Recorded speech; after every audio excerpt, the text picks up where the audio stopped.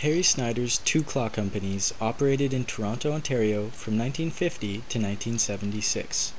They were one of the largest producers of clocks in the mid-20th century. Harry Snider, a self-taught clockmaker, founded the Snider Clock Corporation in 1950.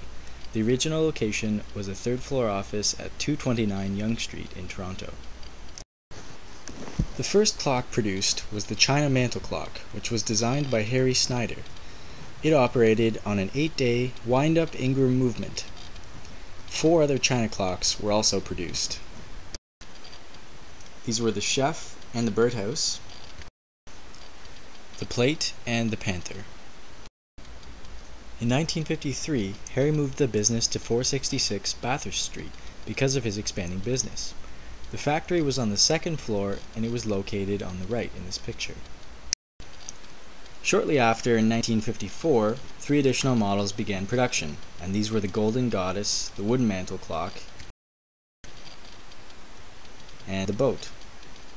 Belding Corselli, a company located in Toronto, manufactured the rigging for the boat clock sails. A year later, horse clocks were added to the production line, and these were available in either a gold or silver finish.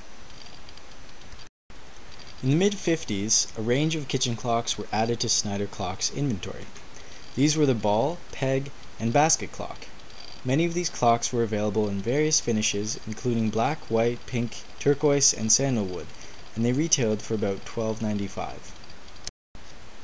In 1956, TV lamp clocks were produced.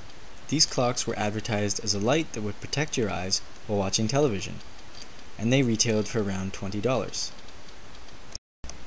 The longest running style of the Snider Company was the sunburst clocks, which were sold from 1956 to 1970. They were made of brass wire cases with walnut spokes, and they came in various designs. The face was dial stamped out of brass and painted at the Snider factory. Shortly after, in 1957, the name of the company was changed to Snider Clock Manufacturing Company Limited for tax purposes. Sunburst clocks were sold at major furniture and department stores, including Yoles and Leon's Furniture, and at the department stores Eaton's and Simpson's.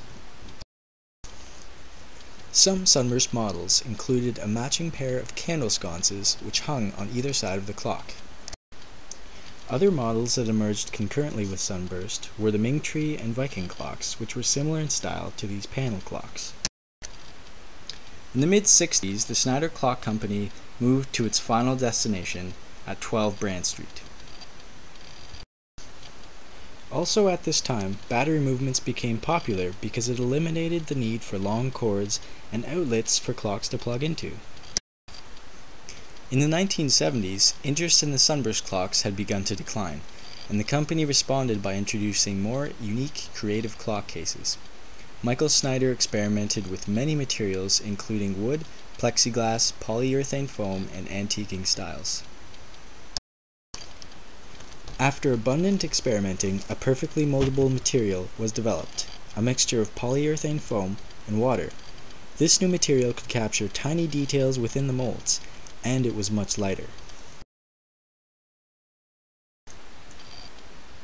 The Snider Clock Manufacturing Company merged with Forestville in 1976. The Snider Company was one of the largest producers of clocks in the mid-20th century, in their prime selling 50,000 clocks a year. Thanks for viewing this brief video about Harry Snider's clock companies. For more information about Snider clocks and other Canadian-made clocks, please visit our website at canclockmuseum.ca.